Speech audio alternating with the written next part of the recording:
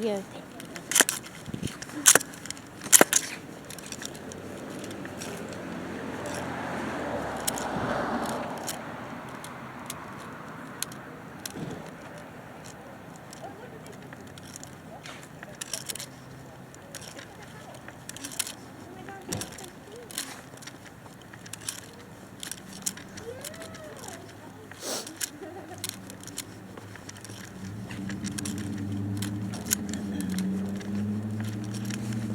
Hey. Hi.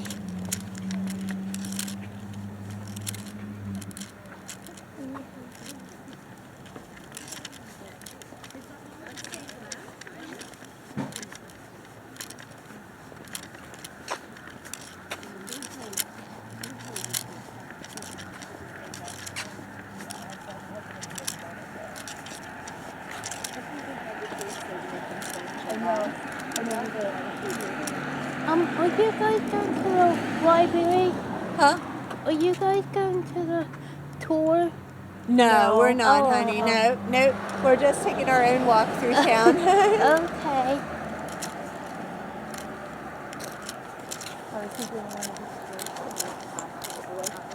Yeah.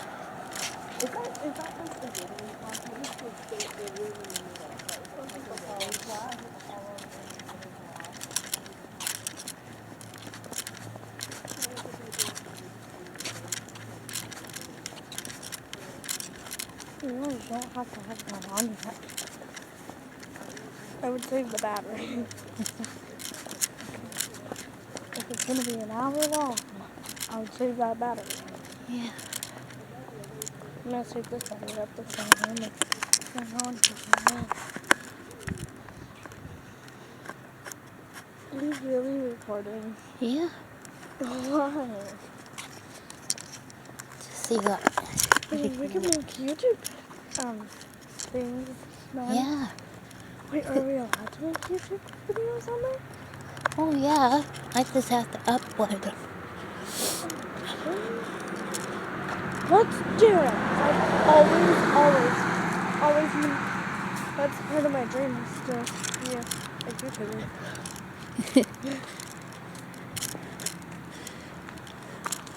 I don't know that we can actually, because I know that people do that with like cameras We and can stuff. cross over. Yeah, because like it's on this side and it's on all half me as well. So I have to. Okay, so I don't see anybody over here quite yet. So we're like not going inside anybody of these places. We're just gonna like stop outside and like talk about them more. I won't know. If we're going inside to and hung places staying right next to you. Especially if we hear stuff. I am so staying right next to you. Because like I've gotten used to it a little bit. It's just like, and you know what? I wonder if they're gonna stop outside of like houses. So we have to meet outside here or inside? Over there.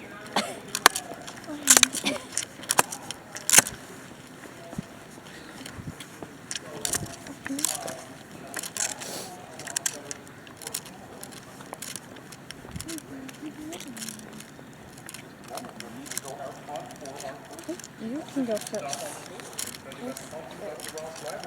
So along the way, if anybody happens to have any questions or anything that I can answer, please feel free to ask. I don't mind working in a question or two between stops.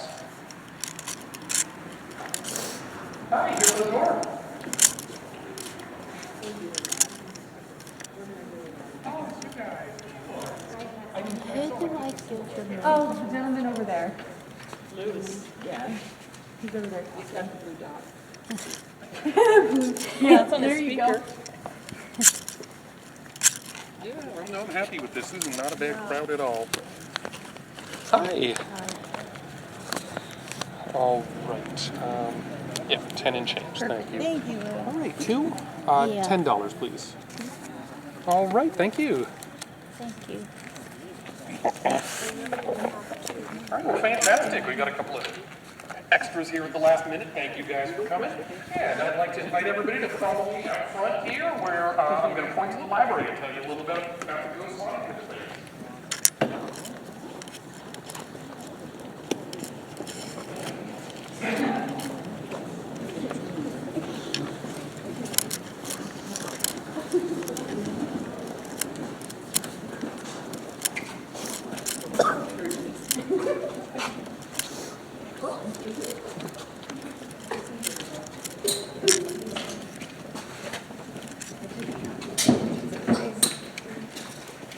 Go ahead. Go ahead. We're just eating our dinner.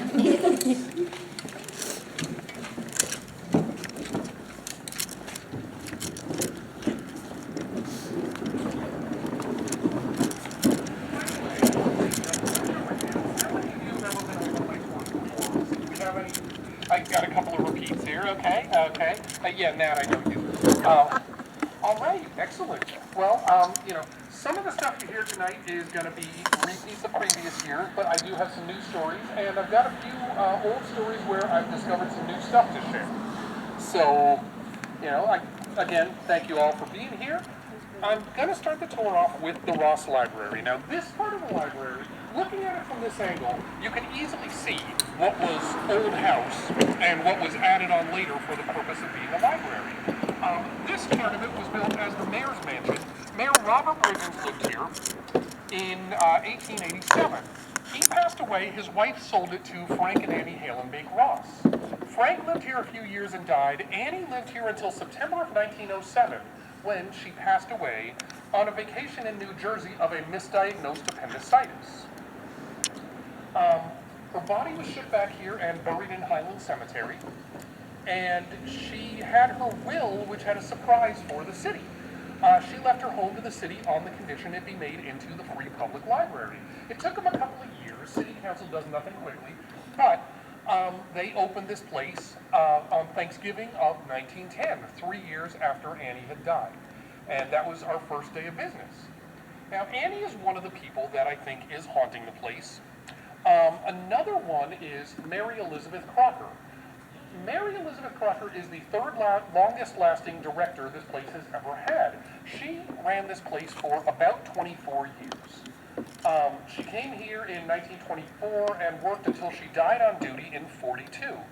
She is best known for her actions during the 36 flood. With the floodwaters rising, this was during the time when the director lived in the building. She ran up and down the stairs, gathering up armloads of books and carrying them to the attic, saved thousands of dollars worth of books. Mary was very dedicated to this place. She was a hero. Now, the staff of the library, including myself, will tell you that, yeah, most of us have had stuff happen.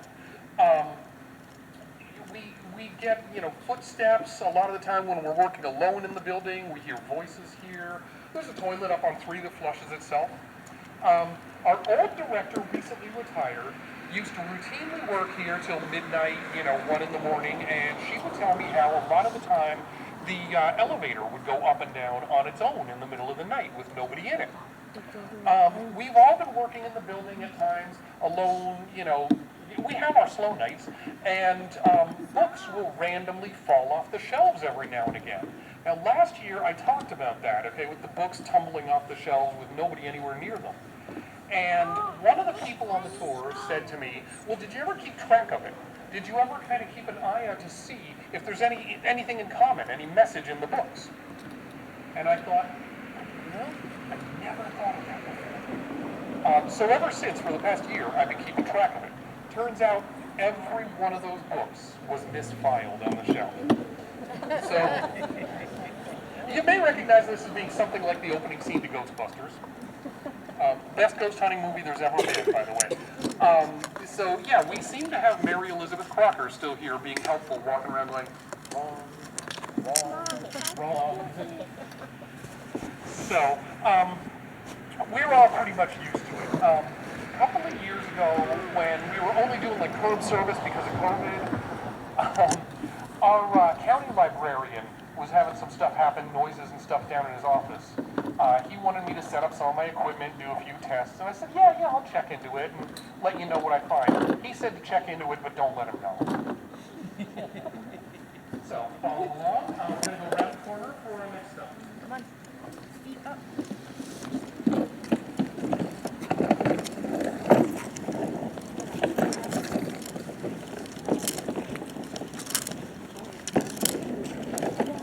The elevator will go to the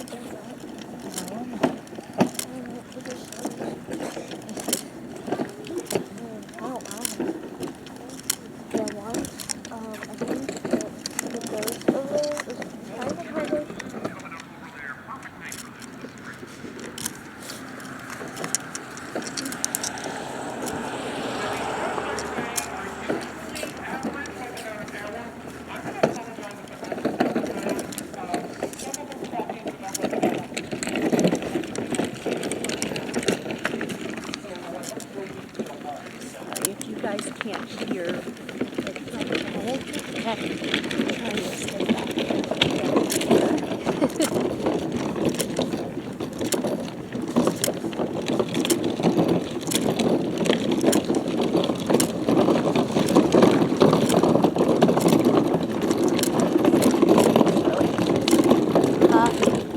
Sometimes this gets really noisy. On the gravel. I'm used to noise all the time.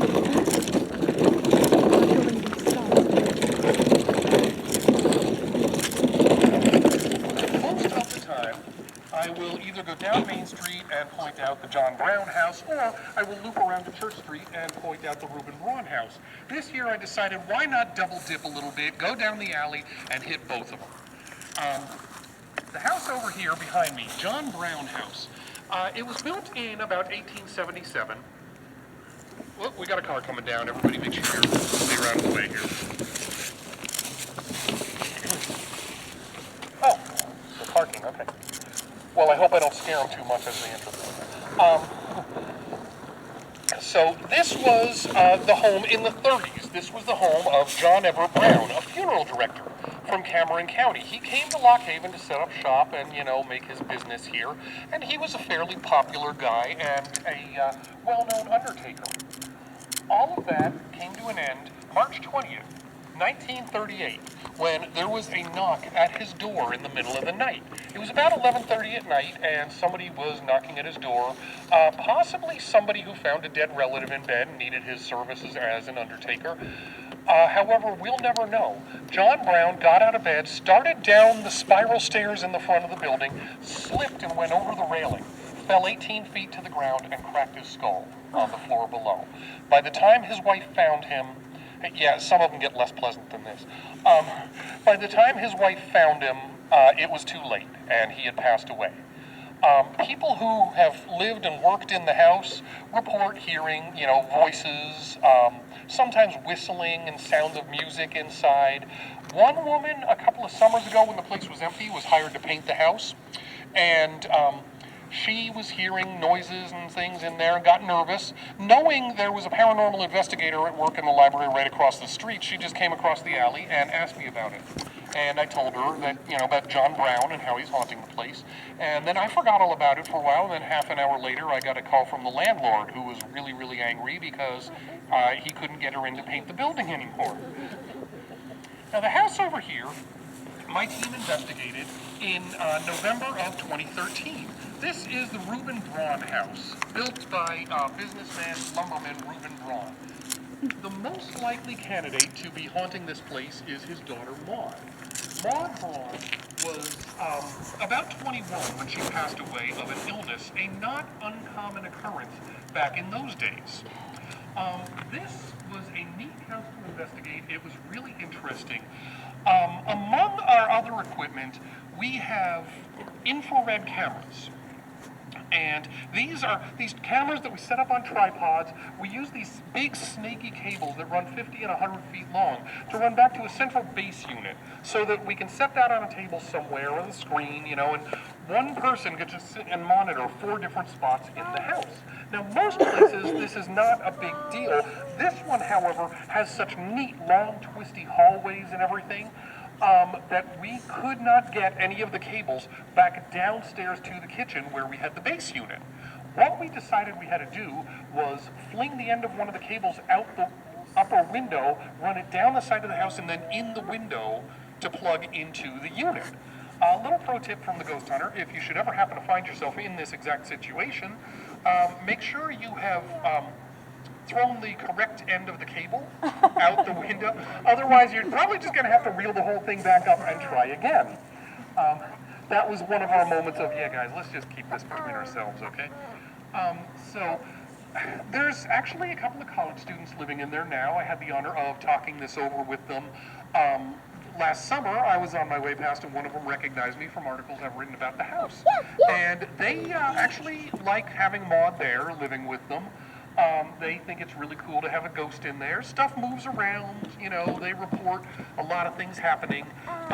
One of them had a date over a while ago. She told me about this. He was kind of trying to be all tough, and he was saying things to try to provoke the ghost. And then all of a sudden, in the corner of the kitchen, a broom just fell over on its own and startled him.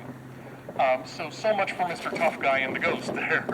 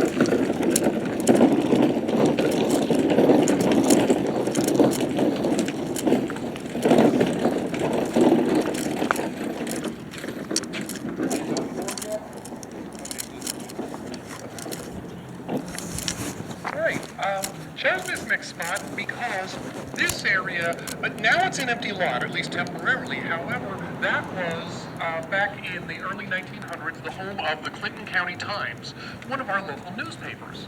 Now, I love the Clinton County Times.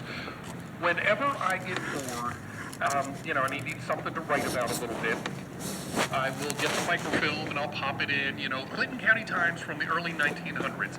This paper was insane. They loved weird, wild stories. There was an incident where there was a naked guy chasing his horse up in Flemington, front page on the Clinton County Times. So they were always reporting on that kind of. The Clinton County Times never lets me down. Now, I wrote about this one earlier in the week in the Lock Haven Express. They are currently running all of my ghost stories up until Halloween. If nobody happens to be reading my stuff in the Express, the Record of Pennsylvania Wilds, really, you should pick this stuff up and read it because, honestly, I'm only writing for the attention. This one is The Phantom Horse. It is a story reported by the Clinton County Times. They got it from a man named Hiram Cranmer. We'll hear a little more about Cranmer later in the tour, but he was the postmaster of Mighty Township, and he loved these ghost stories. He was happy to share them with anyone. So, in an interview with the Clinton County Times, he told them all about this incident with the horse. There was a man living up in Mighty Township, early settler named David Summerson. He lived up in that way, up around Kettle Creek area. And he bought a horse from the desperado David the Robber Lewis. Now, Robert Lewis, we'll hear a bit more about him later in the tour as well. He was a sort of Jesse James type who, ran around in the early 1800s, robbing and stealing from people all the time. Now, Robert Lewis sold his horse to David Summerson. We'll get back to Robert Lewis in a few stops here. But Summerson rode the horse back and forth all the time until the horse got old and finally died. So they buried the horse in a corner of the farm.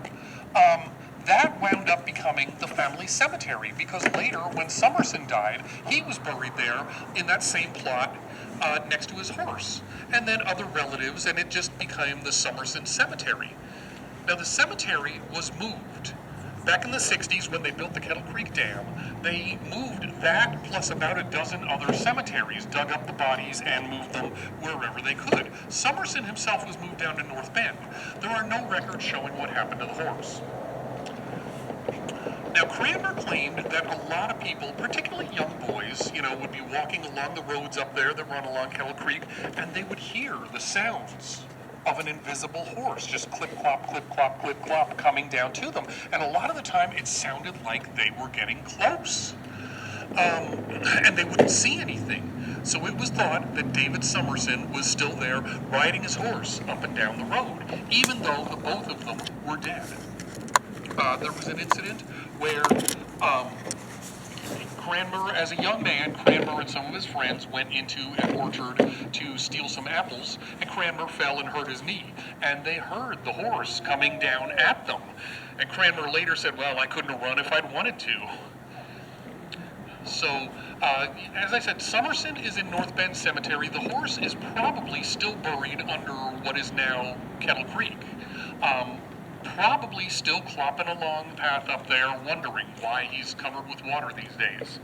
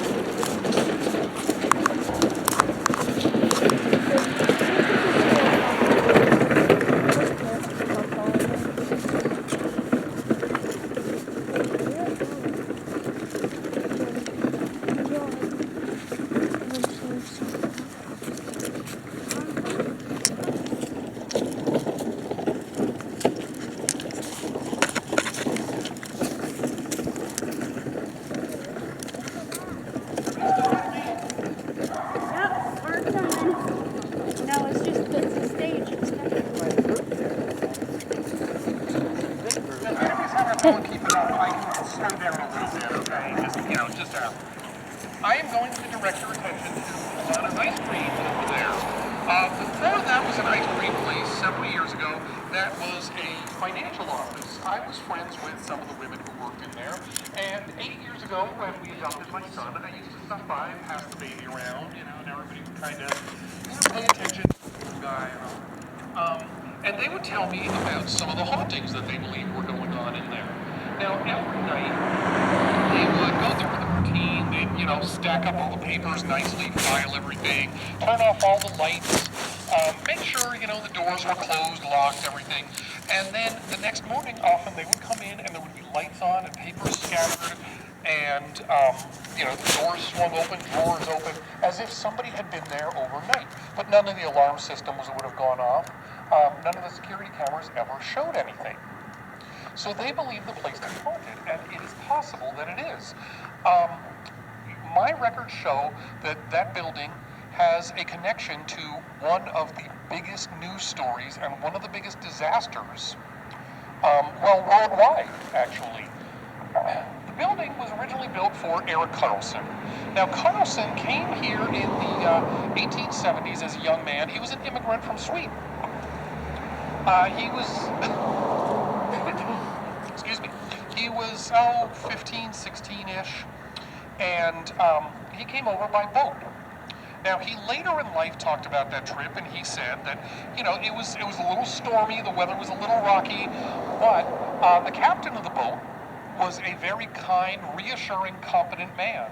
He was, he said he made him feel better. He made him feel very comforted, this young man away from home for the first time.